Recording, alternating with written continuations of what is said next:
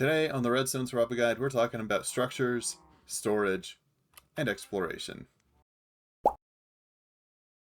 Now, the hardest part about any structure that you want to build in Minecraft is that early game, you're collecting and placing every block yourself. Structures in Minecraft come in two forms, the kind you build and the kind you don't. Now, for the kind we don't, we already stumbled across one of them in the last episode. A mine shaft, that is what is called a generative structure. There's a lot of them all around that we are going to get to when we get to exploring. Over here, we have decorative structures that I have built, not for anything other than the looks.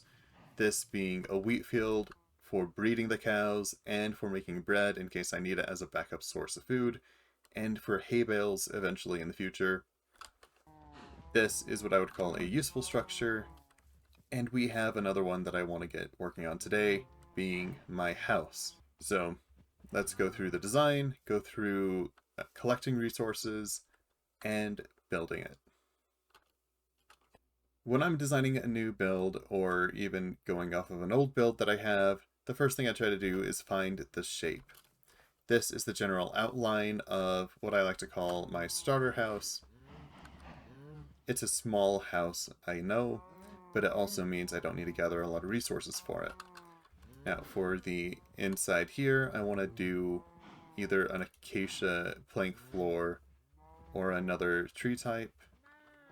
And I don't see, like, there's a forest over there, so we could probably get birch and oak. We have oak, we have acacia, and we have a lot of different stones. So for the walls, we're going to do probably a tuff, and for the corners, oak. We're going to mix the tuff across all of this. Now that we have the outer shape built up, all we need is the roof and the flooring, and for the floor, I'm going to run over, get a couple of those acacia trees down.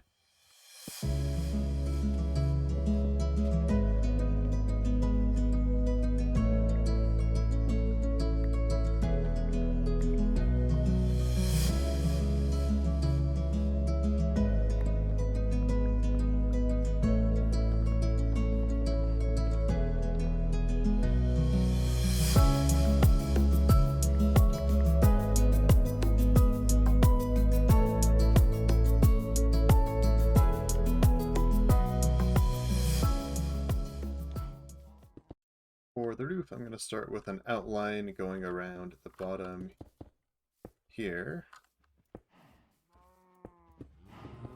And we're going to have it be an A-frame going up. I want to say that that frame is a little bit too tall.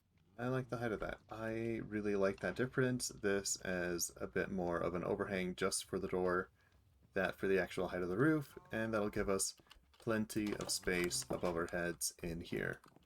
To me, that feels a little bit too disproportional. I think the roof is taller than the house is, so I think I'm going to do the same thing with this that I did with the arch over the door. Just bring that in by 1, which will force it all to lower down.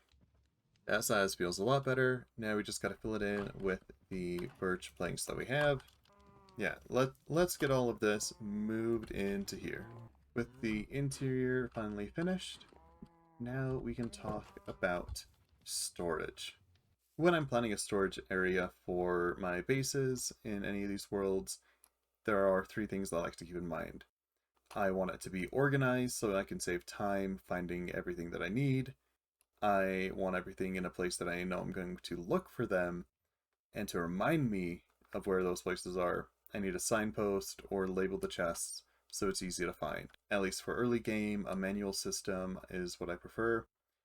And for this one, I want it to be behind the house, kind of out of the way, but not like hard to get to. So if we had the path from the house coming here, it would come this way and then into the storage area, which means we need to clear out this area so we have room for the system. Now that we have this area cleared out and my shape kind of affixed to the ground, my plan here is to have an open storage system.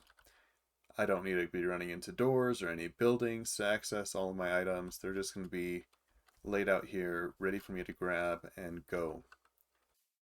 This is the way that I like to organize my storage. You don't have to do it the way I do.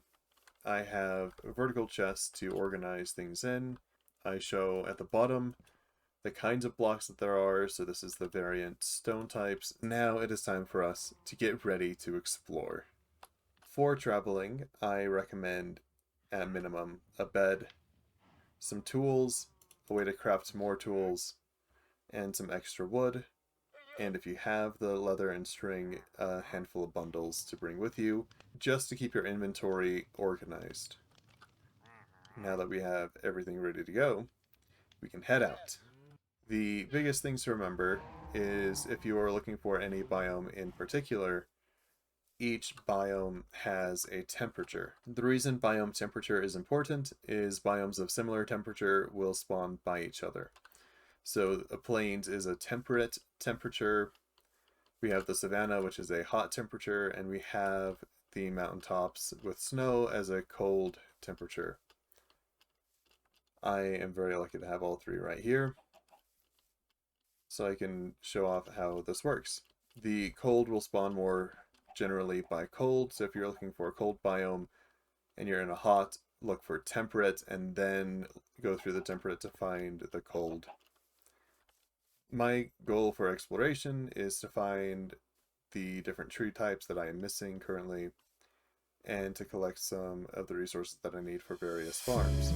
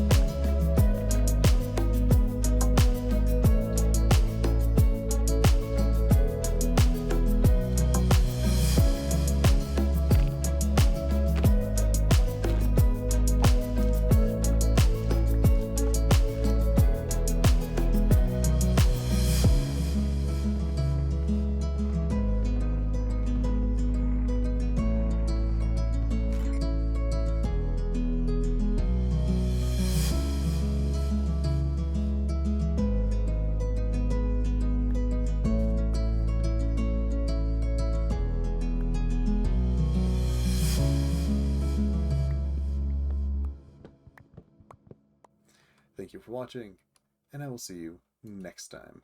Bye. Alright, now I do need to move these guys.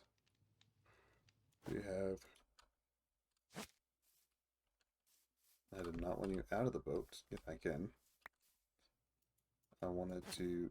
No. Come on.